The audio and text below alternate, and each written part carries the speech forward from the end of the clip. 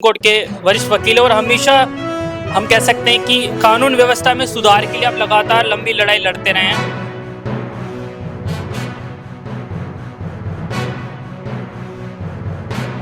5 करोड़ मुकदमों के कारण 5 करोड़ परिवार टेंशन में है। एक परिवार में 6 आदमी मान के चलिए तो 30 करोड़ भारतीय टेंशन में है। और ये जो केस चल रहे हैं वो इसलिए चल रहे हैं क्योंकि भारत में फर्जीवाड़ा करने वालों को सजा नहीं हो रही है। उसमें कुछ ऐसे, अब जैसे ऑनलाइन डिजिटलाइजेशन हो गया है, ऑनलाइन हियरिंग हो रही है, कुछ और कदम जो आपको लगता है बाहर की अदालतों में, विश्व के दूसरे देशों में अदालतें यूज करती है, वैसे कुछ कदम भारत की अदालतों में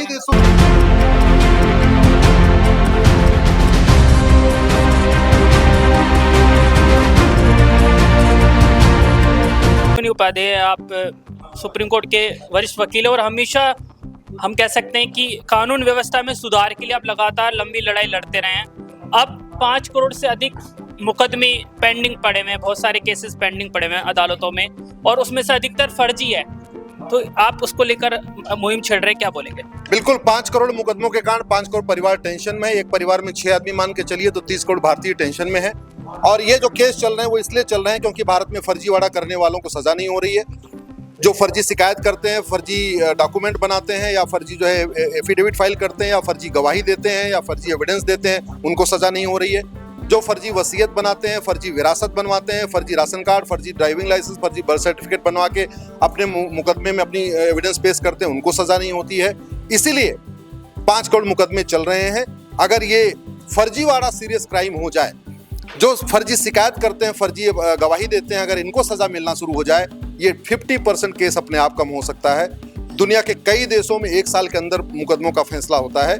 दुनिया के कई देशों में जस्टिस विद इन ईयर है। हमारे यहाँ जस्टिस विद इन डिकेड चल रहा है, दशकों तक मुकदमा चल रहा है। उसका एक बड़ा कारण यह है क्योंकि फर्जीवाड़ा करने वालों को, फर्जी शिकायत, फर्जी गवाही, फर्जी जांच, फर्जी एविडेंस, फर्जी विटनेस, फर्जी एफिडेविट देने वालों को सजा नहीं होती। सर, जो हमारी व्यवस्था है, कानूनी व्यवस्था है, न्यायपालिका की व्यवस्था, उसमें कुछ ऐसे, अब जैसे ऑनलाइन डिजिटलाइजेशन हो गया है, ऑनलाइन हियरिंग हो रही है, कुछ और कदम जो आपको लगता है बाहर की अदालतों में, विश्व के दूसरे देशों में अदालतें यूज करती है, वैसे कुछ कदम भारत की अदालतों कई देशों में एआई को यूज किया जाता है, जो दोनों तरफ से अपनी बातें करते हैं, जो क्रॉस एग्जामिनेशन होता है, गवाहों के बयान होते हैं, सब हाथ के हाथ वहीं पे। अभी हमारे यहाँ टाइपिस्ट बैठ के टाइप करता रहता है, वो पता चला एक आदमी की एक दिन में गवाही हो पाती है। दूसरी तरफ आदमी गवाही देता रहता है और उसको सॉफ्टवेयर उसकी टाइपिंग अपने आप करता रहता है। तो मुझे लगता है भारत में वो सिस्टम में लाने की जरूरत है, खासतौर पर ट्रायल कोर्ट में, डिस्ट्रिक्ट कोर्ट में, कि जहाँ पे वकील क्या बोल रहे हैं वो भी अपने आप ऑटोमेटिक टाइप होता चला जाए, गवाह क्या कह रहा है वो भी टाइप होता जाए, दोनों पक्ष क्या कह रहे हैं वो भी टाइप होता जाए, उससे समय बचेगा। सर, एक आखिरी सवाल, जब क्राइम होता है तो पुलिस की इन्वेस्टिगेशन, जांच एजेंसियों की इन्वेस्टिगेशन के बाद सबूत इकट्ठा करे जाते हैं, फिर दोषियों को सजा सुनाई जाती है, लेकिन बाद में वो चीजें बदल जाती है। निठारी कांड में जैसे हुआ, तो दोषी छूट गए, आरोप मुक्त हो गए, लोगों, किसी ने तो बच्चों का मर्डर करा होगा। नहीं है कि भारत में एक पुलिस चार्टर लागू किया जाए, पुलिस की रिस्पॉन्सिबिलिटी, अकाउंटेबिलिटी तय करने के लिए एक पुलिस चार्टर हो, और जजेस की रिस्पॉन्सिबिलिटी और अकाउंटेबिलिटी तय करने के लिए एक जुडिशियल चार्टर हो।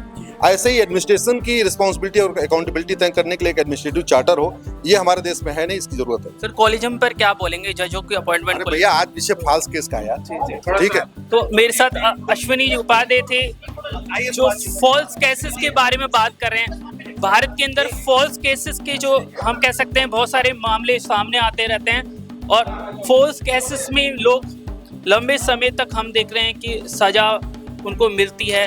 कोई व्यक्ति, जैसे कि हम बहुत सारे केसेस आए हैं, एक व्यक्ति 100 रुपये की रिश्वत लेने के आरोप में जेल गया, 20 साल बाद पता चला कि उस पर मुकदमा झूठा था। ऐसे रेप के मुकदमों की संख्या बहुत अधिक है, झूठे मुकदमे लगते हैं, SC ST केसेस में भी झूठे मुकदमे लोगों पे लगते हैं। तो फॉल्स तरीके से केसेस बनाए जाते हैं और लोगों को जेलों में सड़ाया जाता है। तो उसकी एक मुहिम अश्विनी उपाध्याय ने यहाँ पे छेड़ी हुई है, और वाकई में सरकार को इस और सोचने की जरूरत है। इनक्रेडिबल भारत न्यूज़ लाइव के लिए महेंद्र कुमार शर्मा।